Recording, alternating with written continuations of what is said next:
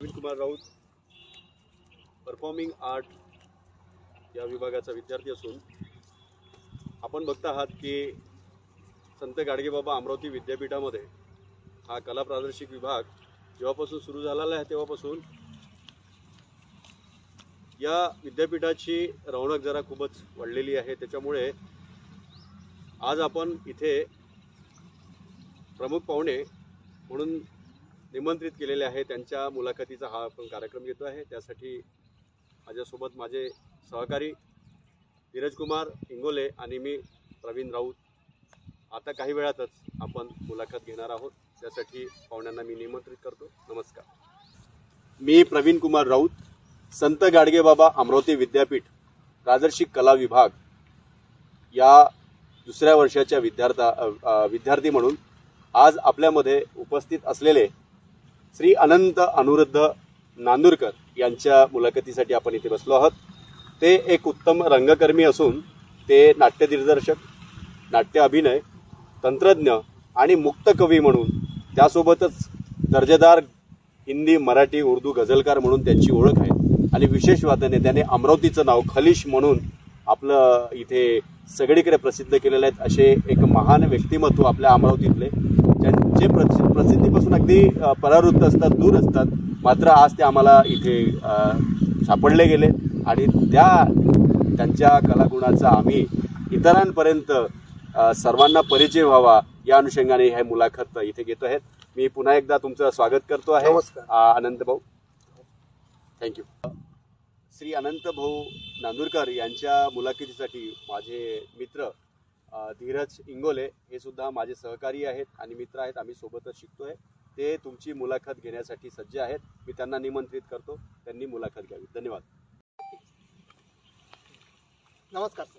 नमस्कार, मी Dhiraj Ingole, MPA second year, master of performing art second इयरचा विद्यार्थी, संत गाडगेबाबा अमरावती विद्यापीठ।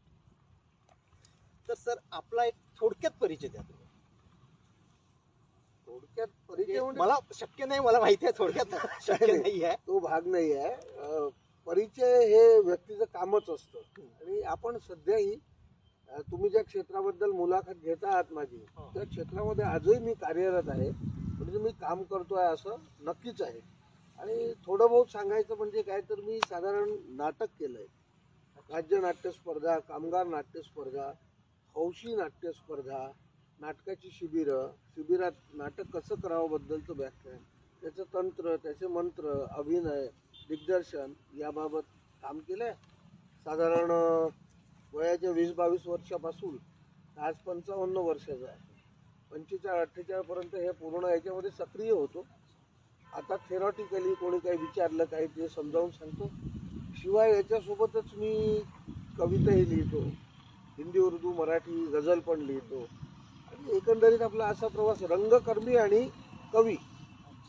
आणि आता हे सगळं करत असताना माणसाला चिंतन करावंच लागतं, त्यामुळे लिहिण्यासाठी चिंतक म्हणूनही म्हटलं तर काही वावगं ठरणार नाही। असा माझ्या परीनं मला करता येईल तसा प्रवास चालू आहे। सर, तुम्ही म्हणताय का तुम्ही भरपूरशी नाटकं, म्हणजे तुम्ही कोणकोणती नाटकं दिग्दर्शित केलेली आहे आतापर्यंत? नाटकं एकांक बघा, त्यावेळेस हौशी नाटकाची चळवळ होती अमरावती, बरोबर आहे। ही गोष्ट आहे साधारण आजपासून 25-1 वर्ष आधी। अच्छा, तेव्हा आजही मी स्वतःला तरुण समजतो, तेव्हा मी कलाकार नेहमी तरुणच असतो, क्या बात आहे। पण तेव्हा मी खऱ्या अर्थानं म्हणजे शारीरिक उत्स्फूर्तता आणि जी फोर्स होता तो 22-25व्या वर्षीपासून। तर तेव्हा आमच्या काळामध्ये अमरावतीत एक रंगभूमीचा फार चांगला पायंडा आहे, म्हणजे सिनियर रंगकर्मी आणि ज्युनियर रंगकर्मी, सिनियर सांगतात, ज्युनियर त्यांच्याकडून शिकून घेतात, अशा प्रकारची त्या काळाची एक चळवळ होती। आणि हा काळ नाही म्हटलं तर 95च्या पुढचा असेल साधारण। तर त्यावेळेस आम्ही इथे हौशी नाटकं करायचो। कामगार नाट्य स्पर्धा असायची, प्रायव्हेट नाट्य स्पर्धा व्हायच्या, विदर्भात व्हायच्या, त्याच्यानंतर राज्य नाट्य स्पर्धा असायची। आणि संबंध अमरावतीत वातावरण नाटकमय आणि कलावंतांचं चांगलं होतं। तर त्या काळात बऱ्याचशा एकांकिका दिग्दर्शित केल्या, काही एकांकिका ज्या मी लिहिल्या त्या मी स्वतः दिग्दर्शित केल्या। आणि नाटकाचा प्रवास मग असं करता करता व्यावसायिक नाटकापर्यंत, म्हणजे अमरावतीतल्या पहिल्या व्यावसायिक म्हणता येईल अशा बसवलेल्या नाटकापर्यंत प्रवास होता. साधारण 12-18 नाटकं दिग्दर्शित केली असतील. काही तंत्रज्ञ होतो, काही दिग्दर्शक होतो, काही प्रकाश योजना केली, कशामध्ये अभिनय केला, सगळं मल्टीपर्पजच होतं म्हणायचं. हो. आता कसं आहे, जिथं साधनं कमी असतात तिथं शोध अधिक लागतो. बरोबर आहे. आणि उपलब्धता भरपूर असली तर माणूस साधारण आळशी होतो की आहे आपल्याकडे सगळं, काय उद्या करता येईल. पण आपल्याकडे आज नाही आहे तर मग आपल्याला शोध घ्यावा लागेल. तर हौशी रंगभूमी ही मुळात शोधक रंगभूमी असते. त्याचा जो क्रायटेरिया आहे हौशीचा, तो व्यावसायिक नाटकांना मटेरियल देत असतो आणि हौशीमध्ये प्रयोग होत असतात. आमची प्रायोगिक आणि हौशी अशी त्या काळाची ती रंगभूमी होती. तर भरपूर नाटकं केली. काही नावं सांगू शकाल सर? नावं म्हणजे अघटित म्हणून मी नाटक लिहिलं होतं. कामगार स्पर्धेत ते केलं होतं. त्याच्यानंतर उद्दिष्टाच्या शोधात म्हणून नाटक होतं, ते लिहिलं होतं, ते कामगारमध्ये केलं होतं. काही एकांकिका, तहान नावाची एकांकिका होती, दवाखाना नावाची होती, डार्क रूम म्हणून होती. अशा अजून बऱ्याचशा 2, 4, 5 एकांकिका होत्या, त्याही दिग्दर्शित केल्या. एक कधीतरी केव्हा तरी म्हणून कामगार एकांकिका होती. आणि कामगारचा नियम असा आहे की खऱ्या अर्थानं कामगार असणाऱ्या मंडळींना म्हणजे त्यांच्या आयुष्यातल्या श्रमाच्या व्यतिरिक्त मनोरंजन आणि बुद्धी मनासाठी काही करता येईल का म्हणून ती स्पर्धा असते, एक विरंगुळा म्हणून. आणि त्यातून खूप चांगले पण कलावंत आलेले आहेत बाहेर. तर मला वाटतं माझ्या माहितीप्रमाणे मी जर विसरत नसेल तर रमेश भाटकर, दिवंगत भाटकर सुद्धा MRFच्या ह्याच्यात काम करत असत त्यावेळेस मुंबईला. तिथून ते पण कामगार नाटकातूनच त्यांचं आलेलं का बरेचसे लोक आले. तर त्या काळात आम्ही कधीतरी केव्हा तरी म्हणून अक्षरशः बडनेरा अमरावतीजवळ तिथे काही मुळे शेतात काम करणाऱ्या मुलींचं नाटक होतं ते पूर्ण. तर त्यांना घेऊन दिग्दर्शित केलं होतं. आणि मला सांगायला आज छानही वाटतं की तो माझा मित्र खूप मोठा आर्टिस्ट आहे, भारत गणेशपुरे. तुम्ही सगळे त्यांना ओळखता. तर ते मी नाटक लिहिलं होतं आणि भारत गणेशपुरेंनी ते दिग्दर्शित केलं होतं. आम्ही अमरावतीवरून बडनेरला जायचो, तिथं त्या मुली जंगलातून वापस यायच्या शेतातून. मग त्यांचं फ्रेश वगैरे झालं की त्यांना नाटक समजावून सांगायचं.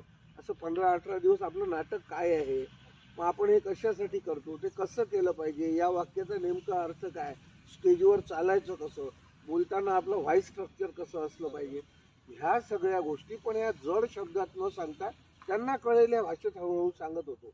आणि भारतनी ते दिग्दर्शित केलं होतं, सुंदर झालं होतं म्हणजे त्या स्पर्धेत. अशी बरीचशी त्या नाटकं आम्ही केली.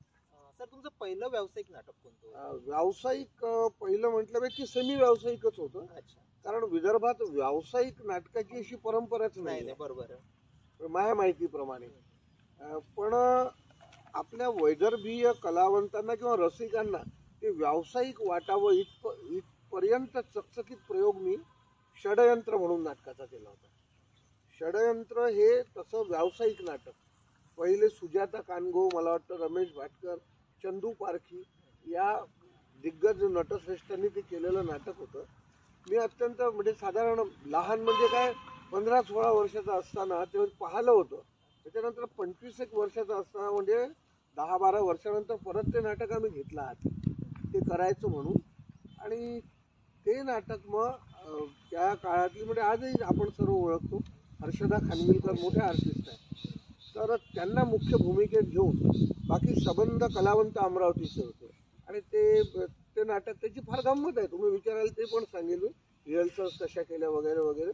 तर पहिलं एक ते व्यावसायिक स्वरूपाचं नाटक षडयंत्र म्हणून 2000 साली म्हणजे 23 वर्ष आधी अमरावतीत मी केलं होतं. आणि शनिवार रविवार सलग 2 प्रयोग, म्हणजे असं होत नाही आपल्या इथं. डिमांड शो सुद्धा, डिमांड शो. आणि विदर्भातही काही ठिकाणी केलं होते, अकोल्यालाही शो टाकला होता. सर ह्या आपल्या नाट्य क्षेत्रात येण्या अगोदर तसं काय करायचे तुम्ही? खरं म्हणजे नाट्य क्षेत्रात मी जर वयाच्या 19व्या वर्षी आलो असेल तर त्याच्या आधी मी काय करायचो, तर त्याच्या आधी फक्त एक तरुण माणूस खेळतो, शाळेत जातो. पण याचं उत्तर वेगळ्या अर्थानं असं आहे की त्यावेळेसचं वातावरण सांस्कृतिक होतं. मी अंबागेटच्या आतमध्ये पटवीपुऱ्यात राहत होतो आणि दिवंगत राजाभाऊ मोरे त्यावेळेस ते आझाद हिंद मंडळाची नाटकं करायची. तर त्यांच्या नाटकात अत्यंत सेट लावण्यापासून तर मातीने काही भिंती सारवणे असेल किंवा एखादा पडदा, त्या काळात असा बॉक्स सेट वगैरे काही फार चकचकीतपणा नव्हता. राजाभाऊ स्वतः ड्राफ्ट्समॅन होते आणि अत्यंत विदर्भातले सर्वात उत्कृष्ट असे सेट डिझायनर होते. तर त्यांच्या सेटमध्ये मदत करणे.